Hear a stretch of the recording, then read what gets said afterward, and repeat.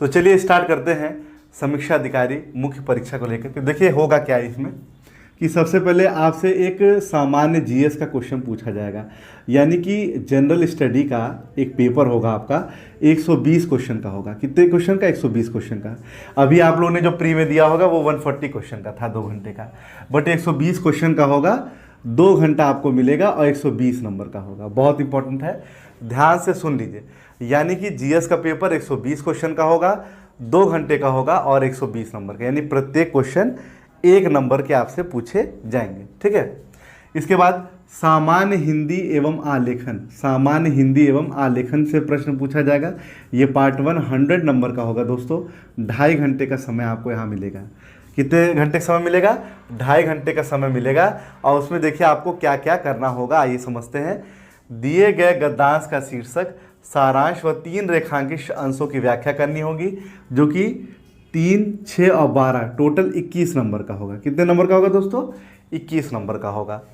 दूसरा, दिए हुए सरकारी पत्र का सारणी रूप में सार लेखन करना होगा, 15 नंबर का। जो सरकारी पत्र होगा उसका सारणी रूप में सार लेखन करना होगा, 15 नंबर का।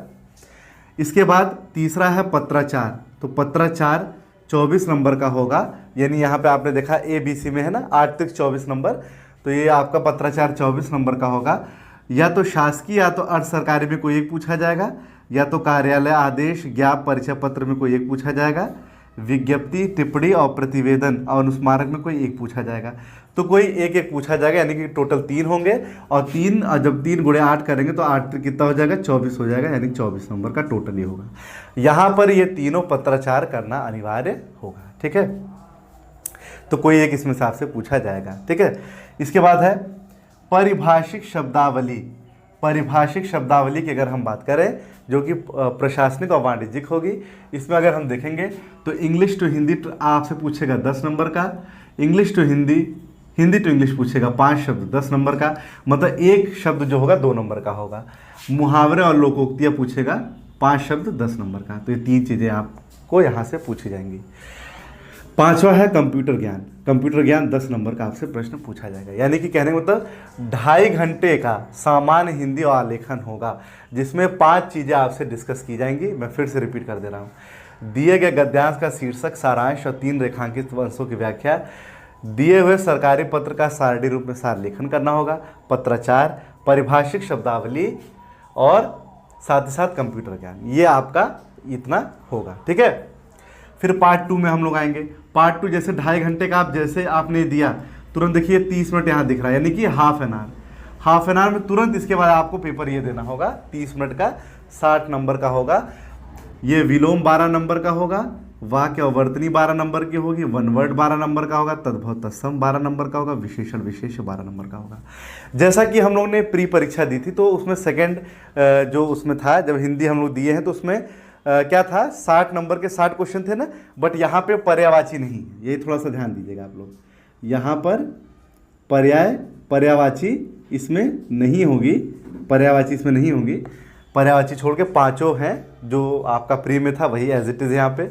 बट क्या होगा, 12-12 होगा, यानी कि 12 नंबर 12 नंबर 12 नंबर 12 नंबर और 12 नंबर, और 12 गुणे जब 5 करेंगे तो 12 पंजे 60 हो जाएगा। ठीक है। तो अब ये चीज़ें आपको क्लियर हो रही होंगी, मुझे नहीं लगता कोई कन्फ्यूजन है, क्योंकि देखिए कोई भी चीज़ आप जब करने जाते हैं तो सबसे पहले आपको उसका सिलेबस तो जरूर पता होना चाहिए, तभी तो आप उसके इर्द गिर्द घूम पाओगे ना, वरना फिर आप सर्वाइव ही नहीं कर पाएंगे। तीसरा और मतलब जो लास्ट है वो हिंदी निबंध है। तो हिंदी निबंध 3 घंटे का होगा, 120 नंबर का। हिंदी निबंध कैसा होगा दोस्तों? 3 घंटे का होगा, 120 नंबर का, यानी वहाँ पर आपको टोटल 9 क्वेश्चन दिया जाएगा। टोटल 9 क्वेश्चन होगा, देख लीजिए, यानी 3, ये 3 और ये 3, टोटल 9 क्वेश्चन होगा, जिसमें करना कितना होगा? 3 क्वेश्चन लिखना, मतलब करना होगा। कहने का मतलब आपके पास 9 ऑप्शन होंगे सिलेबस मतलब निबंध के, बट आपको वहाँ पे 3 ही निबंध करना होगा। जैसे कि 40 40 40, यानी कि और 40 गुणे 3 जब करोगे तो कितना आ जाएगा? 40 गुणे 3 करो 120 आ जाएगा। कहने का मतलब ये हुआ एक निबंध 40, एक निबंध 40 और एक निबंध 40। आइए देख लेते हैं क्षेत्र कौन कौन से आ सकते हैं। साहित्य और संस्कृति, सामाजिक क्षेत्र, राजनीतिक क्षेत्र से, विज्ञान पर्यावरण प्रौद्योगिकी, आर्थिक क्षेत्र, कृषि और व्यापार से, राष्ट्रीय अंतर्राष्ट्रीय घटनाक्रम, राष्ट्रीय विकास योजनाएं और प्राकृतिक आपदाएं, भूस्खलन, चक्रवात और भूकंप आदि से आपको निबंध लिखने के लिए आ सकता है। तो टोटल 9 क्वेश्चन, और 9 क्वेश्चन में 3 क्वेश्चन पे निबंध लिखना है। एक क्वेश्चन होगा 40 नंबर का, तो 3 क्वेश्चन कितने का हुआ, मैथ लगाइए, 40 × 3 120 क्वेश्चन का। अच्छा, एक चीज़ और मैं बता दूं आपको, 120 क्वेश्चन का जब आप ये ऑब्जेक्टिव यहाँ पे देंगे तो आपने देखा होगा 104, अभी आपने जब प्री दिया होगा 140 का, तो इसमें थोड़ा सा रीजनिंग का भी पार्ट था। तो मान के चलिए 120 क्वेश्चन में 10 क्वेश्चन रीजनिंग का भी आएगा, मान लीजिए, इससे कम नहीं आना चाहिए मेरे हिसाब से, 10 क्वेश्चन तो होगा ही होगा। तो थोड़ा सा रीजनिंग बहुत ज़्यादा टफ नहीं आएगी, बहुत ही मतलब कि बहुत मैनुअली, बहुत टफ नहीं, थोड़ा हल्का शुरुआत का देख लीजिएगा। आप सबसे पहले क्या करेंगे, मेंस में जाइएगा और देखिएगा किन किन चैप्टर से, रीजनिंग के किन किन चैप्टर से ये पूछा गया है। बाकी आप अगर मुझे कमेंट करेंगे तो इस 10 क्वेश्चन के मेंस की रीजनिंग के लिए मैं एक वीडियो बना दूंगा, आप लोग उससे पढ़ लीजिएगा, पर्याप्त प्रैक्टिस हो जाएगी, ठीक है। और आप लोग जैसा कमेंट करेंगे, अगर ज़्यादा कमेंट होगा तो मैं आज कल में ही वीडियो बना दूंगा। समीक्षा अधिकारी 2016 के मेंस के लिए 120 क्वेश्चन में 10 क्वेश्चन रीजनिंग के लिए मैं यहाँ पर रीजनिंग का प्रैक्टिस सेट करा दूंगा। आप लोग कमेंट ज़्यादा से ज़्यादा करेंगे, मैं करा दूंगा, ठीक है। तो इसमें कोई बहुत बड़ी बात नहीं है, और उसमें से ही आ जाएगा।